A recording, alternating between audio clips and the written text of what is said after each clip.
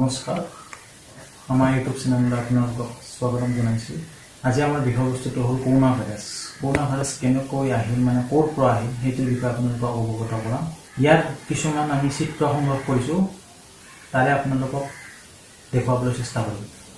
প্ৰথম প্ৰশ্ন সকলোৰে মনত উদয় হয় যে কৰোনা ভাইৰাছ নামটো ক'ৰ পৰা আহিল।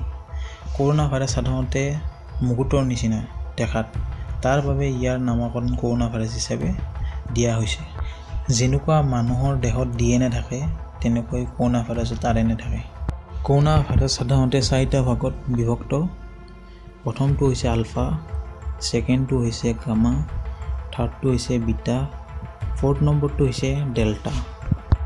মানৱ দেহত পোৱা কৰোনা ভাইৰাছটো আকৌ 2টা ভাগত বিভক্ত। প্ৰথমটো হৈছে আলফা, ছেকেণ্ডটো হৈছে বিটা। কৰোনা ভাইৰাছ সাধাৰণতে মানৱ জীৱনত 1965 চনত সৰু ল'ৰা ছোৱালীৰ দেহত পোৱা গৈছিল। 1965 চনৰ পৰা চলি আহি আজি পৰ্যন্ত 2020লৈ ই 7বিধ ৰূপ ধাৰণ কৰে। সেইবোৰ হৈছে প্ৰথমটো 229E, second NL63, third OC43, fourth HKU1, 5 নম্বৰটো হ'ল March middle east respiratory syndrome. এইটো 2012 চনত ছৌদি আৰবত উটৰ মাংসৰ পৰা পোৱা গৈছিল। 6 নম্বৰটো হ'ল SARS severe acute respiratory syndrome. এইটো সাধাৰণ চাইনাত 2002 চনৰ পৰা 2004 চনত হৈছিল। এইটো এনে বিশেষজ্ঞই কোৱা মতে এইটো বাদুলিৰ পৰা হোৱা বুলি জনা গৈছিল। আৰু 7 নম্বৰটো হ'ল নভেল COVID-19।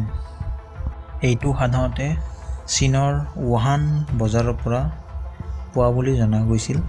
প্ৰথমজন ৰোগী এডমিট কৰাইছিল 16 তাৰিখ 12 মাহ 2019 আৰু বিশ্ব স্বাস্থ্য সংস্থাক জনাইছিল 31 তাৰিখ 12 মাহ 2019 চনত। আৰু বিশ্ব স্বাস্থ্য সংস্থাই গোটেই পৃথিৱীখনক ইমাৰ্জেঞ্চি ঘোষণা কৰিছিল 20 তাৰিখ 1 মাহ 2020 চনত। আৰু এটা গুৰুত্বপূৰ্ণ কথা যে বাদুলিৰ পৰাও সংক্ৰমণ হ'ব পাৰে কৰোনা। সেয়েহে আপোনালোকে বাদুলিৰ পৰা দূৰত থাকিব লাগে। বাদুলি খোৱা বস্তু গছৰ পৰা আনি খাব নালাগে। আমি সকলোৱে মিলি কৰোনা ভাইৰাছ ৰোধ কৰিবই লাগিব। তাৰ বাবে আমি নিজেই সচেতন হৈ থাকিব লাগিব যে আমি ঘৰৰ বাহিৰত যদি লাগতিয়াল কাম নাথাকে তেতিয়াহে আমি ওলাই যাব নালাগিব। অন্যথা যদি লাগতিয়াল কাম ওলাই বা থাকে তেতিয়াহ'লে আমি মাস্ক পৰিধান কৰিহে যাব লাগিব। আৰু সদায় আমি ছ'চিয়েল ডিষ্টেঞ্চিং সামাজিক দূৰত্ব বজাই ৰাখিব লাগিব। আমি শেষত এজন মানুহক ধন্যবাদ দিবই লাগিব। ধন্যবাদ দিলেও হয়তো কম হ'ব, কিন্তু মই ৰাজনৈতিকভাৱে কোনো জড়িত নহয়, কোনো দলৰ লগত জড়িত নহয়।